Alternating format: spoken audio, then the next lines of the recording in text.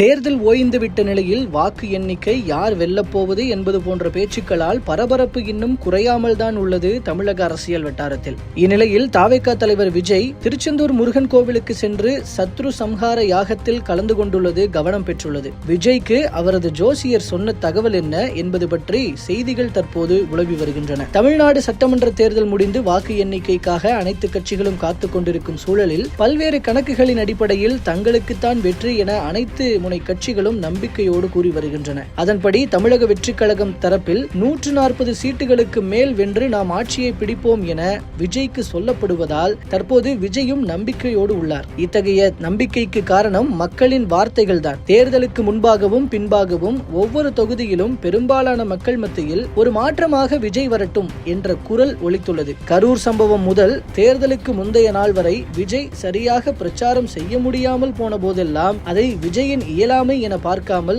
ஆளுங்கட்சியான திமுகவின் சதியாகவே பார்த்துள்ளனர் பெரும்பான்மை மக்கள். மக்களின் அத்தகைய பல்ஸ் தான் விஜயின் நம்பிக்கைக்கான முக்கிய காரணம். இதனைத் தொடர்ந்துதான் திமுகவை எதிர்த்து இதுவரை நாம் போராடியதெல்லாம் போராட்டம் அல்ல, வாக்கு எண்ணும் மையத்தில் நமது வெற்றியை பறிக்க திமுக முயற்சிக்கும், அதை எதிர்த்து நாம் போராடுவதுதான் உண்மையான போராட்டம். கடைசி நேரத்தில் வாக்கு எண்ணும் மையத்திலும் கூட விழிப்போடு இருக்க வேண்டும் என மாவட்ட செயலாளர்களுக்கும் கட்சி நிர்வாகிகளுக்கும் அறிவுறுத்தியுள்ளார் விஜய். நிலை இப்படி இருக்க ஜோதிடரிடம் ஆலோசித்திருக்கிறாராம் விஜய். அப்போது கண்ணு கெட்டிய தூரத்தில் வெற்றி இருக்கிறது, அதை முழுமையாக உங்கள் வசமாக்க திருச்செந்தூர் முருகனுக்கு வழிபாடு நடத்திவிட்டு வாருங்கள் என ஜோதிடர் சொன்ன யோசனையின்படியே வழிபாடு நடத்தியிருக்கிறார் விஜய். மேலும் தாவேகா தலைவர் விஜய் பூச நட்சத்திரம் கடகராசி என்று பொதுவெளியில் அறியப்படுகிறது. வரும் ஜூன் 2ஆம் தேதி கடகராசியில் குரு பெயர்ச்சி இருப்பதால் இந்த ஆண்டு கடகராசிக்காரர்களுக்கு சிறப்பாக இருக்கும் என ஜோதிடர்களும் கணிக்கிறார்கள். அப்படி இருக்க தங்களின் அரசியல் அதிகாரங்களை நிறைவேற்ற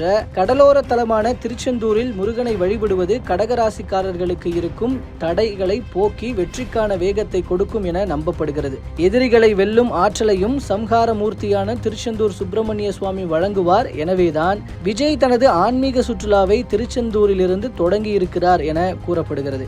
இந்நிலையில் முதலமைச்சர் பதவி கிடைப்பதற்கும் தான் விரும்பும் அரசியல் அதிகாரங்களை பெறவும் விஜய் தொடர்ச்சியாக ஆன்மீக சுற்றுலாவை மேற்கொள்ள இருக்கிறார் என்றும் திருவாரூர் தியாகராஜர் திருக்கோவில், திருவண்ணாமலை அண்ணாமலையார் திருக்கோவில், பழனி தண்டாயுதபாணி சுவாமி திருக்கோவில், மயிலாடுதுறை வைத்தீஸ்வரன் கோவில், சென்னை காளிகாம்பாள் திருக்கோயில் உள்ளிட்ட பல்வேறு கோயில்களுக்கு செல்ல வாய்ப்பிருப்பதாகவும் கூறப்படுகிறது.